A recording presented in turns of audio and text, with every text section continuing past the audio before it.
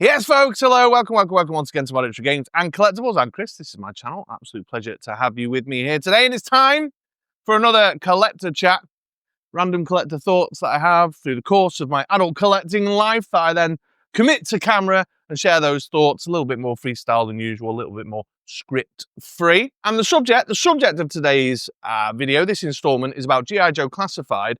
It's about G.I. Joe Classified and the creation of new characters in G.I. Joe Classified. We've just had a raft of pre-orders through Yojo June and San Diego Comic-Con. In particular, it was these two here that triggered the thought process around this, the Grim Viper and the Ghost Viper. And the question I suppose I'm seeking to answer for myself and to gather your thoughts, dear beloved MoDXtra Games and Collectibles viewing community, is whether that's a good thing or not. Is that a good thing that they're creating new characters for G.I. Joe Classified series right now? So to begin with, the case for the creation of new characters in G.I. Joe Classified series.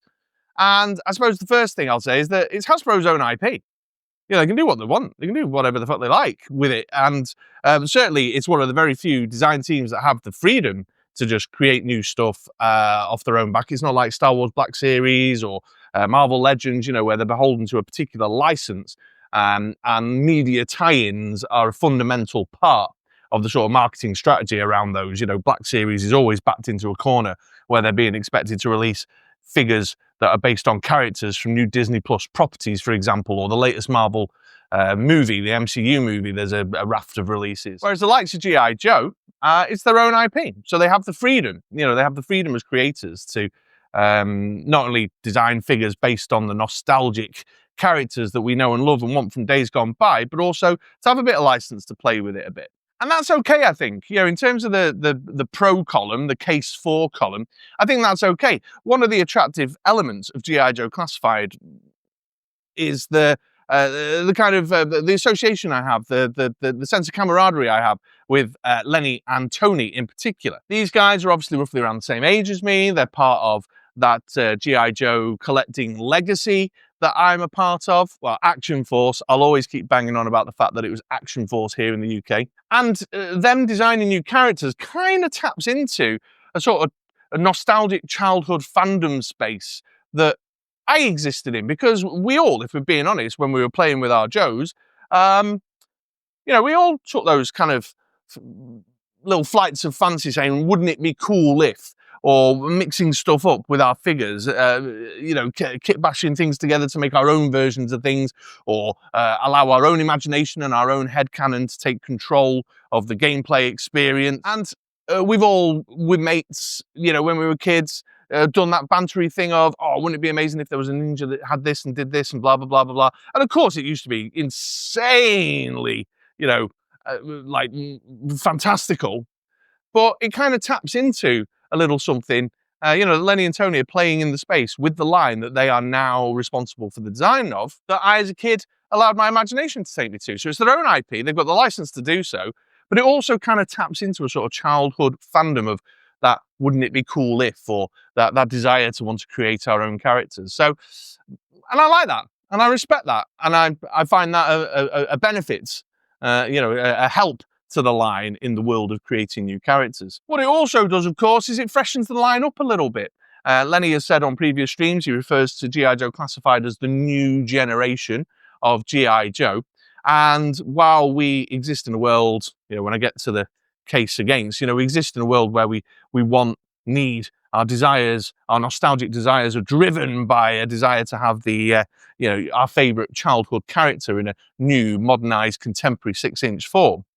That also means that when it comes to new reveals, when it comes to things like live stream events where they're revealing new releases and setting up pre-orders, that while there's surprises, there's not surprises, because we know that eventually there will be a lifeline. You know, we know that eventually there will be a Night Viper. You know, we knew that as the Dreadnoks roster increased, that Monkey Wrench would come along eventually.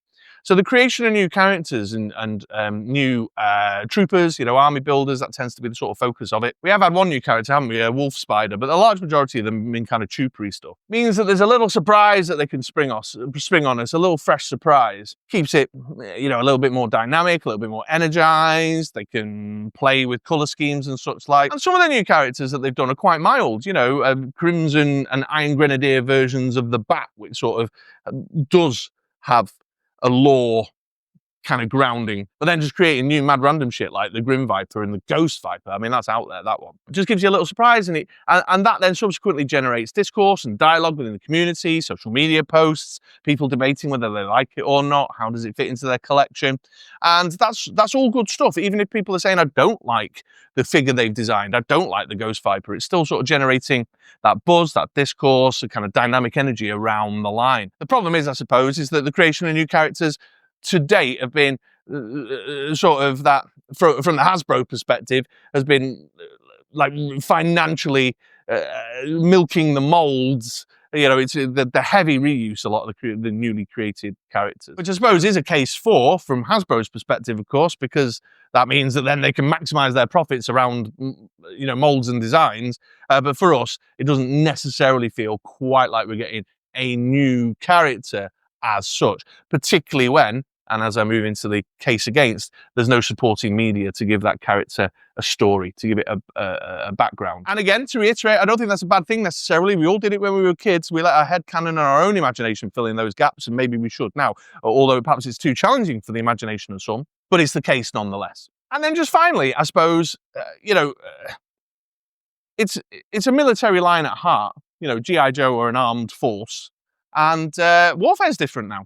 Warfare's different now. There is space in the specialities, you know, the trooper and soldier specialities for characters that just did not exist. You know, there was no speciality of that nature back in the day. Now, they've done a little bit of this, of course, with the classic characters. So some of those that they have done a really solid reinterpretation of and have applied some new thinking to it based on kind of what's real today has happened for sure. And of course, G.I. Joe back in the 80s and 90s was fundamentally a fantasy science fiction brand.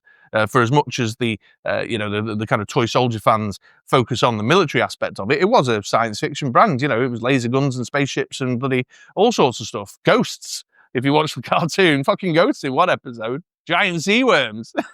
You know what I mean? Crazy dudes with like robot clown people in their own little theme park. I mean, does anybody genuinely think that there's that many kind of shadowy ninja organizations out there training up kids to be assassins? I don't know. But anyway, so they have done it with some existing characters, but there's also a space for them to move into new specialities, kind of acknowledgements of kind of the way warfare is waged now, to introduce kind of different stuff, you know, new stuff, new, you know, the military is a different beast now than it was back then. They haven't necessarily done that. You know, the Ghost Viper is a kind of fantasy figure, really, but it could be a direction that they could go in with new characters in the future, and I, for one, would welcome that. So that's the case for, but there's obviously a case against. The argument I hear most frequently when a new character comes along, whether it just be a kind of you know, a Crimson Bat, or whether it be a full-on, you know, Grim Viper or whatever, Wolf Spider, is that it's delaying the classic favourites, that it's failing to acknowledge the kind of demographic of collectors that are going for G.I. Joe and what they want. It is a nostalgia brand, after all. There's a heavy, heavy push. And we've seen a transformation in the line where they're now completely leaning as fully as possible into the nostalgic aesthetics, the nostalgic look and feel. You know, the vintage figures, the comic book characters, the cartoon characters are now much more of an inspiration in the line than, say, there was, you know, that earlier reinterpretation of Major Blood, or the new version of Duke with his shiny shin pads and all that. So it's not catering to the reason folks are into the line, and for every time they're putting budget, time, energy, effort into the creation of a new character like a Grim Viper or a Ghost Viper, that's time, energy, effort and budget not being spent getting us the classic characters that we so desperately desire, you know, that we want so much, because we have that connection to the stories, you know. And that's the thing, the fact that there's media tie-ins means that there's stories that we can attach ourselves. I've definitely said in reviews before now, like, oh God, I'm so glad to have had this character. One of the photos I want to do is try and recreate this cover that I really love, you know, or rebuild this scene in a diorama that I'm such a fan of from the cartoon or from the comic book. So not only is it delaying those classic favorites, but they're also characters that we can't use to connect to that nostalgic bond that we have to the G.I. Joe IP. I'm always getting buzzed up when I see a character that was prominent in the old Action Force comics that I used to read. I just am. It's just the nature of it. And as I said before, the fact that there's no media tie-in, you know, leaves too much to the imagination for some people.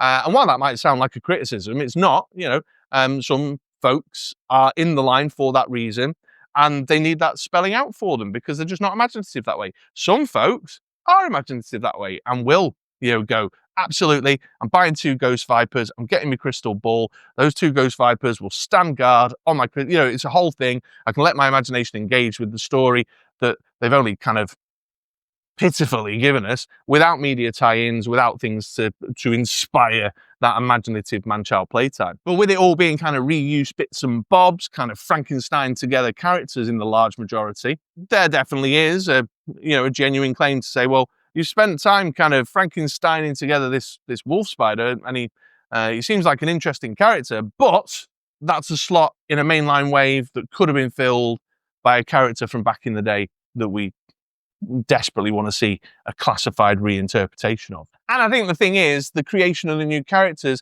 they're not pushing the limits so much, are they? They're not really going out there with the creation of new characters. And, you know, with the fact that we've got the Energon universe comic books at the moment, and I've just recently done a video about new characters in there, or interpretations of characters in there that would make great classified characters, the new Chameleon, Risk, you know, who looks super cool. You know, I've just recently done a video on that subject. So there is opportunity, and they're obviously close, the two teams. They're interviewing each other, you know, at San Diego Comic-Con and enjoying Yojo June and stuff.